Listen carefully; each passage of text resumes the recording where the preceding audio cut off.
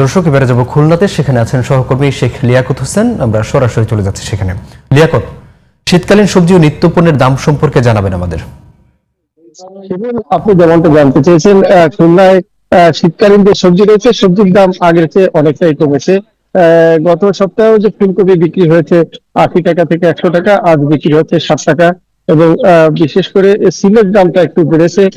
আগে 60 থেকে 80 টাকা থাকলেও এখন বিক্রি হচ্ছে 100 টাকায়। কাঁচামরিচের দাম বেশি ছিল, সেটা কমে 120 টাকা থেকে 160 টাকা হয়েছে।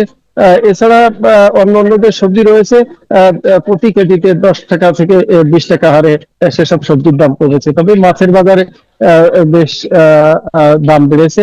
এবং বিশেষ করে রুই মাছ, 1 কেজি ওজনের যে রুই মাছ রয়েছে তা 300 টাকা থেকে 400 টাকা বিক্রি হচ্ছে। এছাড়া চিংড়ি মাছ 800 টাকা থেকে 1000 টাকা সর্বনিম্ন বিক্রি হচ্ছে। এছাড়া খুলনায় যে মুরগির বাজার রয়েছে বেশ আগের মতোই।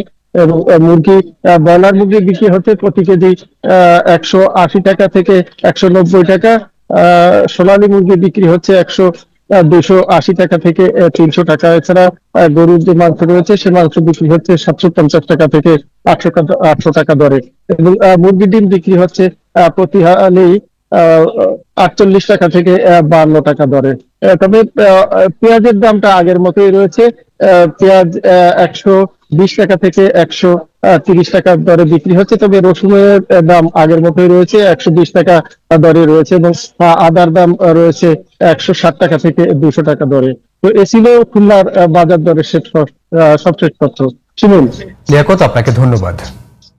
দর্শক, খুলনা থেকে বাজার পরিস্থিতির খবর জানাচ্ছিলেন শেখ লিয়াকত হোসেন।